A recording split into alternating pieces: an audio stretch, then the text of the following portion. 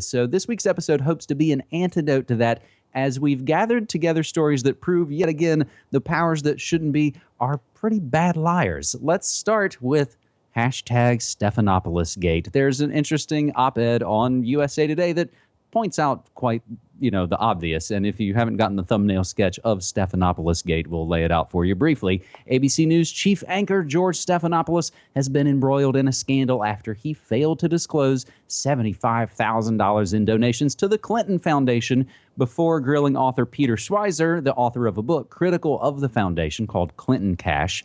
The former Clinton aide accused the author of having a partisan interest in writing the book, due in part to his 4-month stint as a George W. Bush speechwriter. So, James, this op-ed basically asks, why should we be surprised about this at all? If he hadn't given the money, would the interview have gone any differently?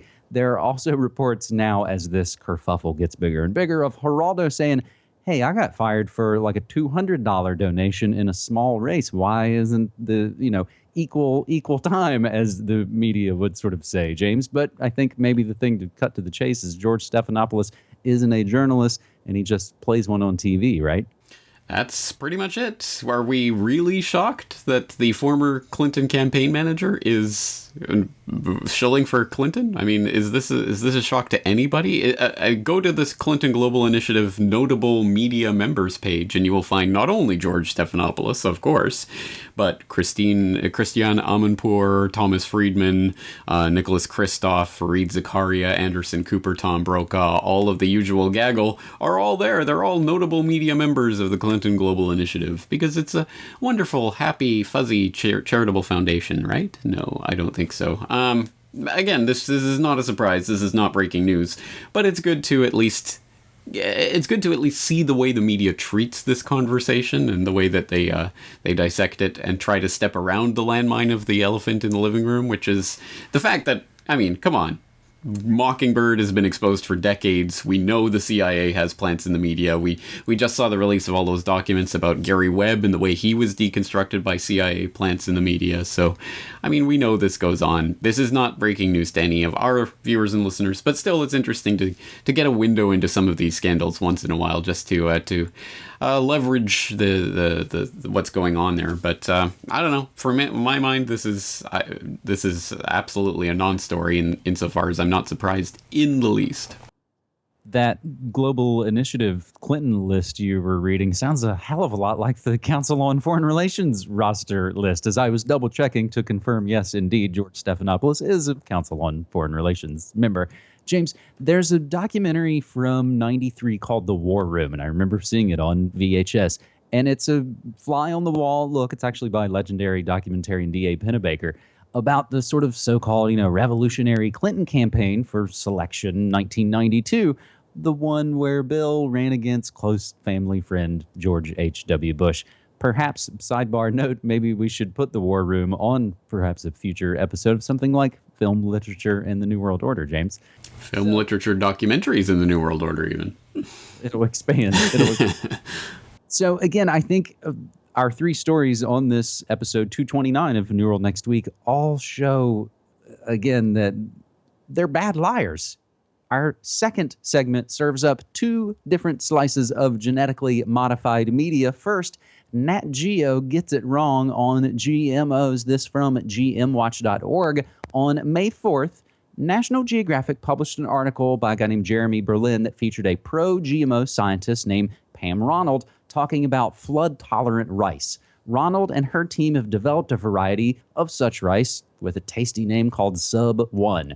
The article basically praised Ronald and GMOs using Ronald's real-life marriage to an organic farmer to suggest that only a combination of GMOs and organic farming will feed the world, a sort of human interest angle, if you will. But the big problem with this message is that the example promoted in the article of flood-tolerant rice isn't actually genetically modified, but the product of conventional breeding. So far from it actually being a reason why GM will feed the world, it's an example of the opposite, James. I find the second example perhaps more interesting, but your thoughts about Nat Geo and GMOs, James? Actually, I mean, it's kind of funny. I've seen this kind of confusion before with people claiming a crop is GM when it actually isn't. And I think this goes to show the fundamental scientific illiteracy that underlies a lot of this debate among people who don't even know what crops are or are not genetically modified, then presuming to tell us that those genetically modified crops that aren't actually genetically modified are necessary for the sustenance of the species. They are just nothing other than Monsanto propaganda shills. So, again, not surprising, but it's good to know these details so that we can throw it back in their face. So our second slice of genetically modified media, also from gmwatch.org. Mark Linus accused of fabricating story in the New York Times. He is rarely out of the news these days. Mark Linus, his attention is generated by this remarkable journey he describes where he became the first anti-GMO activist in the world, but ended up as an avid GMO supporter, desperate to make amends for the horrible movement that he started. A recent headline, why the founder of the anti-GMO movement converted to the side of science. That perfectly captures the trope of the repentant environmentalist that corporate media finds so irresistible. Despite the fact that his claim to being a founding member of the anti-GMO movement has been roundly condemned as completely untrue by a whole phalanx of genuinely leading figures in the environmental movement, Mark Linus just keeps on making this assumption, and I haven't actually ever heard of him before this either, so that should also add to the pile.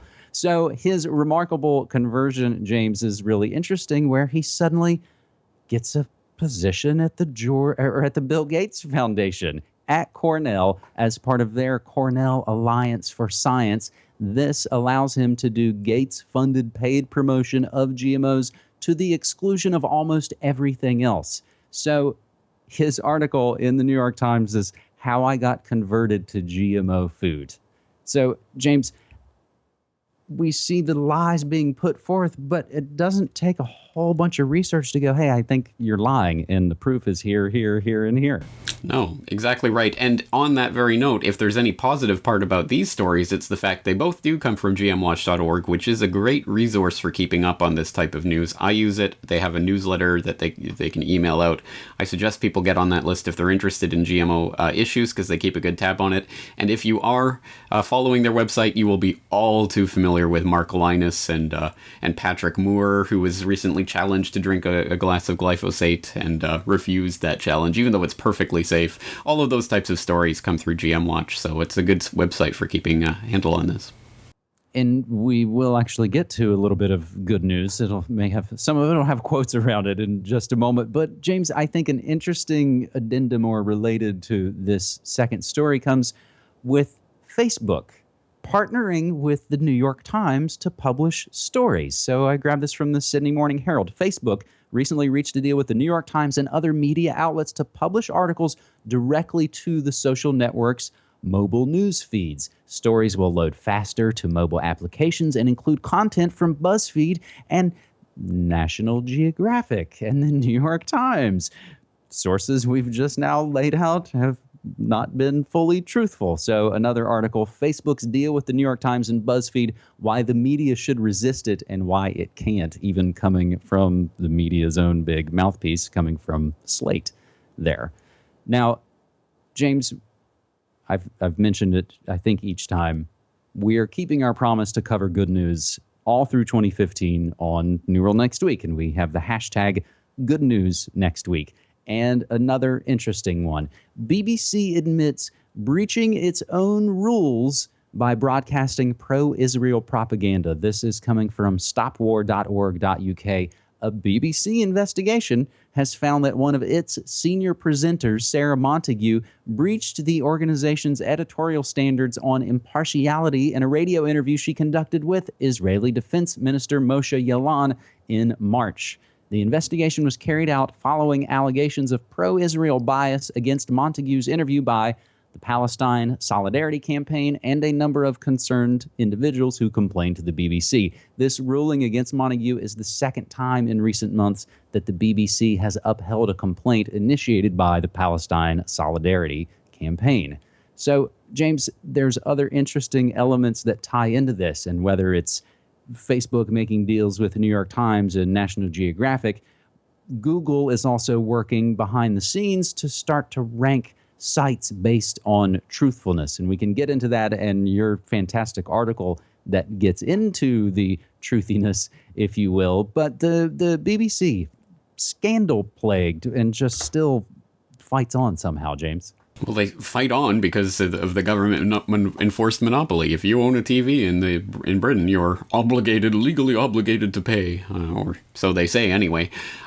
Ridiculous. I mean, it's absolutely ridiculous, and it should be opposed by everyone, and it should be refused by everyone. But anyway, that's the BBC. It's a government-enforced monopoly, so hey, or not a monopoly, but they are forced or obliged to pay, supposedly, to fund their crap, their propaganda, and it continually gets exposed as propaganda. And again, it should be no surprise, really, that they were shilling for Israel during the war crimes that were being perpetrated in Gaza last year. But hey, there it is, and now they admit to it. Is that going to change anything in the future? No, but again, this is one of those stories that we can use to hopefully detach a few more people from that matrix. And every single day, there are a few more people who are shedding off of that matrix, and it's a slow process, but we are, I think, winning the information war, which is exactly the point of that article that you referenced before. And I believe it's for your international forecaster, your article, Who's Afraid of the Internet? Elites Panic as Information Control Flounders. And you discuss Google working to rank sites based on truthfulness. This is still all just sort of research. This is not something that's about to be rolled out, unlike the Facebook New York Times deal. But some of the other hashtag good news next week notes we'll make, James, again, we oftentimes note that they're not necessarily unmitigated goods, but things worth reporting in positive turns. JP Morgan Chase, Citicorp, Barclays, and RBS fined more than $5 billion, pleading guilty to market rigging. And unfortunately, that's just going to be some nickels out of the pockets of most of those Rockefeller-connected organizations. In the UK, phone hacking victims win damages from the Trinity Mirror Group, but they are mostly wealthy celebrity victims who can pay their way through the courts to get some justice. And in the U.S., Congress is just right on the brink of ending the NSA surveillance program, and then they're going to close Guantanamo, and we'll move to the metric system, and they'll give away free hugs, and it'll all be puppies and rainbows, James. That'll be good news next week. Oh, yeah. Well, as long as people vote in the right candidate, in the next election, make sure to vote, folks, because it'll change everything. All right. Anyway, interesting. As you say, always some good news out there, but, we got to take it with a grain of salt. So let me flip it around. We did good news next week, and let's also look at hashtag New World next week. This show over the last couple of years, James, since we've really kind of opened it up to getting